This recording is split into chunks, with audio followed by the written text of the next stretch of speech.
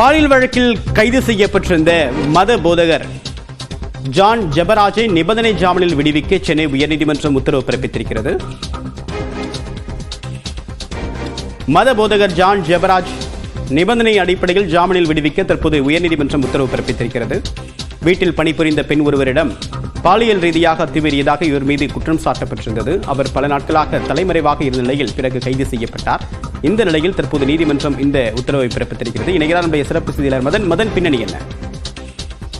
கோவையில் king generation கிறிஸ்துவ பிரார்த்தனை கூட்டத்தின் மத போதகராக இருந்தவர் தான் ஜான் ஜெபராஜ். இவர் தமிழகம் மற்றும் மற்ற மாநிலங்கள் வெளிநாடுகளுக்கு சென்று கிறிஸ்துவ பாடலை பாடி ஆராதனை நடத்தி வந்தார். இந்த நிலையில்தான் கடந்த ஆண்டு மே மாதம் அவருடைய வீட்டில் நடந்த ஒரு நிகழ்ச்சியில் 17 வயது மற்றும் 14 வயதான 2 சிறுமிகள் கலந்து கொண்டார்கள். அந்த சிறுமிகளுக்கு இவர் பாலியல் தொந்தரவு கொடுத்ததாக புகார் அளிக்கப்பட்டது. இதையடுத்து அந்த புகாரை விசாரித்த கோவை மகளிர் நீதிமன்றம் மத போதகர் ஜான் ஜெபராஜ் மீது போக்சோ சட்டத்தின் கீழ் வழக்கு பதிவு செய்தது விசாரணை நடத்தினார்கள். அதே போல தன் மீது போக்சோ சட்டத்தின் கீழ் வழக்கு பதிவு செய்யப்பட்டதை அறிந்த ஜான் ஜெபராஜ் தலைமறைவாகிவிட்டார். அதன் பிறகு 3 தனிப்படையில் அமைக்கப்பட்டு அவர் கேரளாவில் கைது செய்யப்பட்டார். தற்போது அவர் கோவை சிறையில் அடைக்கப்பட்டுள்ளார். இந்த நிலையில் தான் அவர் ஜாமீன் கேட்டு சென்னை உயர்நீதிமன்றத்தில் இந்த மனுவை தாக்கல் செய்தார்.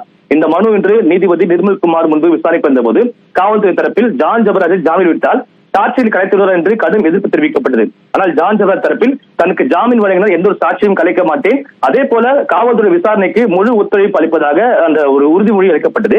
இதனை ஏற்றுக்கொண்ட சென்னை உயர்நீதிமன்றம் தற்போது ஜான் ஜெபராஜை நிபந்தனை ஜாமீன் வழங்கி விசாரணைக்கு ஒத்துழைக்க வேண்டும் என்ற நிபந்தனையுடன் அவருக்கு தற்போது ஜாமீன் வழங்கி உத்தரவு பிறப்பிக்கப்பட்டுள்ளது. உங்களுடைய விரிவான தகவலுக்கு நன்றி மதன்.